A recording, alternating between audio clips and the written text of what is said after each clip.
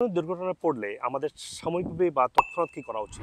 এই রাইস মেথডটা আজকে পর্যন্ত সব গবেষণা বলেছে this is the best method, যে এর মাধ্যমে যে যে কোনো ইনজুরিকে সহজে কন্ট্রোল করা সম্ভব। এখন ওই জায়গাটা ধরে রাখা মানে কম্প্রেশন দেয়া, সেটা হাত দিয়ে হোক কাপড় দিয়ে হোক।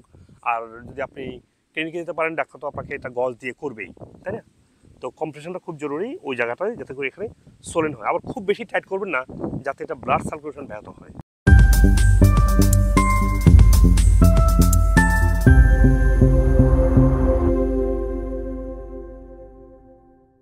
আসসালামু আলাইকুম রহমতুল্লাহ বরকাতুহু। সুপ্রিয় ভাই বোনেরা, আমাদের অনেকেই বিভিন্ন সময় এমন কিছু জায়গায় ইনজুর্ড হয় বা আহত হয় বা অ্যাক্সিডেন্টে পড়ে, অথবা কোনো কাটা ছেঁড়া, তারপরে স্ট্রেন স্ট্রেন খাট ইনজুরি উন্ডেড, অনেক ধরনের নাও দুর্ঘটনা পড়তে পারে।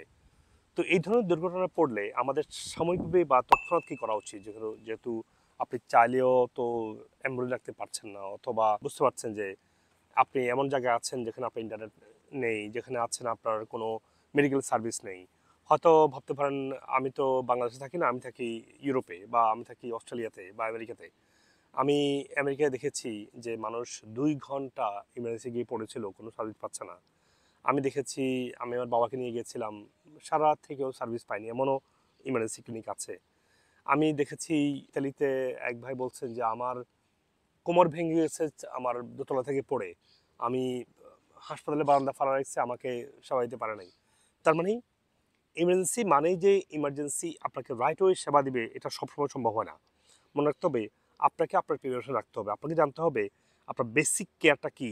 যখন আপনি ইনজুরি পড়বেন বা আহত হবেন বা কাটা ছেঁড়া স্পাইন স্ট্রেন হোয়াট এভার হোক না কেন, আপনাকে আপনার প্রিপারেশন আপনার বেসিক নলেজ থাকতে হবে।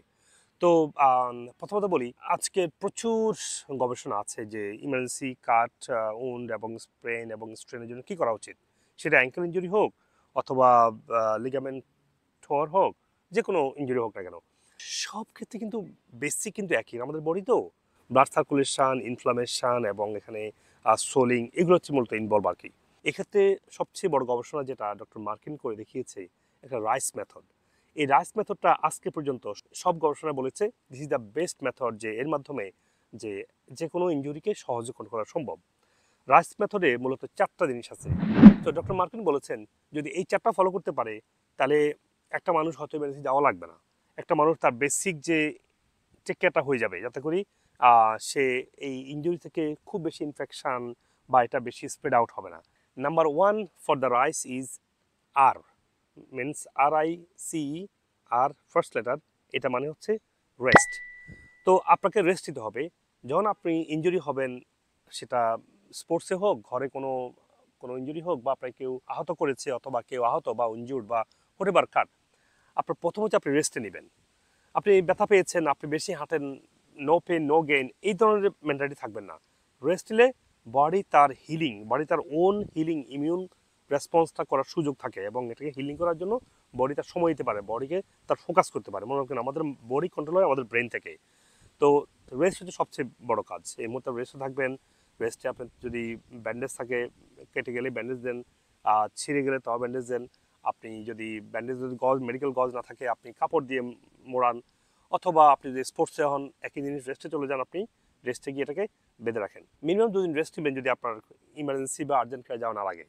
আর যদি আর্জেন্ট কেয়ার ইমার্জেন্সি পান, তাহলে তো অবশ্যই আপনাকে ডক্টর টেক কেয়ার করবে based on the situation. Number 2 হচ্ছে আইস। যেখানে ইনজুরি সেখানে আইস লাগাবেন। আইস কিন্তু আবার ফ্রোস্ট বাইট করতে পারে, তাহলে খেয়াল রাখবেন যে খুব বেশিক্ষণ আইস রাখবেন না। একটা আইস স্কিনে মোর দেন 10 মিনিটস রাখলে এটা ফ্রস্ট বাইট হতে পারে, সেক্ষেত্রে আপনার এখানে পার্মানেন্ট ড্যামেজ হতে পারে স্কিনে।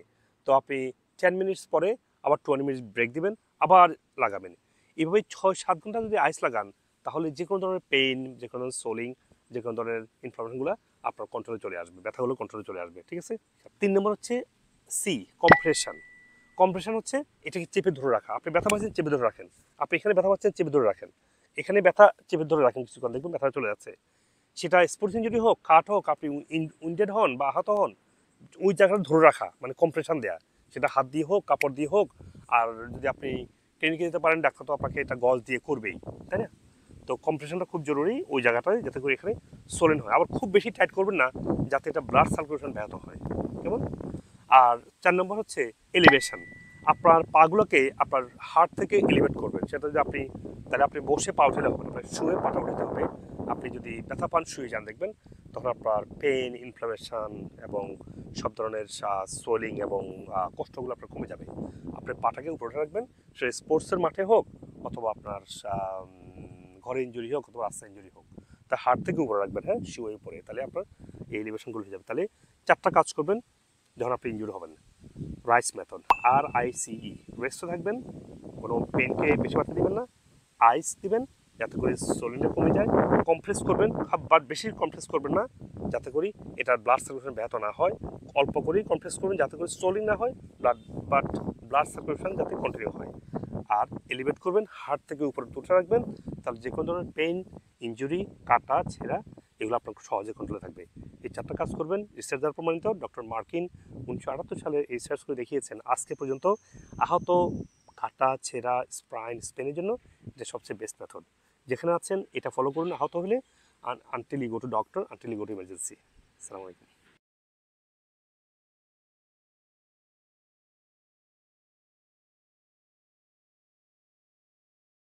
আমার প্রেশার ছিল 200 উপরে ছিল প্রেশার। আলহামদুলিল্লাহ স্যারের ভিডিও দেখে, স্যারের ভিডিও ফলো করে আমি প্রেশার অনেকটা নিয়ন্ত্রণে এনেছি। আর এছাড়াও আমি অনেকগুলো মারাত্মক রোগে ভুগছিলাম। আলহামদুলিল্লাহ স্যারের ভিডিও দেখে এগুলি ফলো করে আমি অনেকগুলো রোগ থেকে বেরিয়ে এসেছি, অনেকগুলো রোগ আমার নিয়ন্ত্রণে এসেছে। এখন আমি খুশি হয়ে, আনন্দিত হয়ে স্যারের সাথে সাক্ষাৎ করার জন্য আমি এখানে এসেছি। আমার তো 20 বছর ব্লাড প্রেশার। চেষ্টা করলাম যে স্যার কি বলে ভালো করে বুঝছি, বুঝা ভালো করে আমি বেশি বেশি ভিডিওগুলো দেখি, আমি ভালো করে বুঝছি যে এটাই আসলে সত্যিকারের লাইফস্টাইল। কারণ আমরা যেভাবে খাই আসলে ওটা তো লাইফস্টাইল না। আর আপনারা যদি আগে পাইতাম, আপনি তো আমাদের জন্য আল্লাহর দেওয়া রহমত। আমি দীর্ঘ প্রায় 20-25 বছর আমি কোলেস্টেরলের ওষুধ খাইতাম। উনি আমাকে 2 মাসের একটা ট্রিটমেন্ট দিয়েছিলেন। মাসের ট্রিটমেন্ট দেওয়ার পরে আমি অনেক উপকার পেয়েছি। আমার নাম তাহমিনা হক। আমার হাইপোথাইরয়েড ছিল, ব্লাড প্রেশার ছিল, কোলেস্টেরল, ওভারওয়েট ছিল। আলহামদুলিল্লাহ আপনাদের চিকিৎসায় আমি খুবই ভালো আছি, পুরোপুরি সুস্থ হয়ে গেছি। আমার কোলেস্টেরলটা একটু হাই ছিল, ওটা আলহামদুলিল্লাহ নর্মাল হয়ে গেছে, নর্মালে চলে আসছে। আর আলহামদুলিল্লাহ আপনার লাইফস্টাইল আমি ফলো করি, তো আলহামদুলিল্লাহ ফিজিক্যালি পুরোপুরি সুস্থ। আমি একেএম ফজলুর রহমান, পিডিবিতে কর্মরত ছিলাম, এখন রিটায়ার, 63 বছর বয়স। এখন আমি হার্টের ডাক্তার বাংলাদেশে দেখাইছিলাম। দেখানোর পরেও ওনারা আমাকে যে চিকিৎসা দিয়েছিল, সেই চিকিৎসার পরে কোলেস্টেরল কমানোর ওষুধ দিয়েছিল, এবং দেওয়ার কারণে আমি দুর্বল হয়ে যেতাম এবং ভালো লাগতো না। তারপরে স্যারের ভিডিও দেখলাম, ইসরাক জাহানের সাথে স্যার ভিডিও করলেন।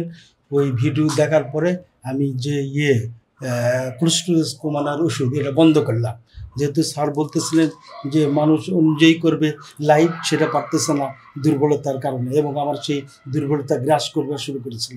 আমি এটা বন্ধ করে দেওয়ার পরে আমি সবল এবং সুস্থ আছি।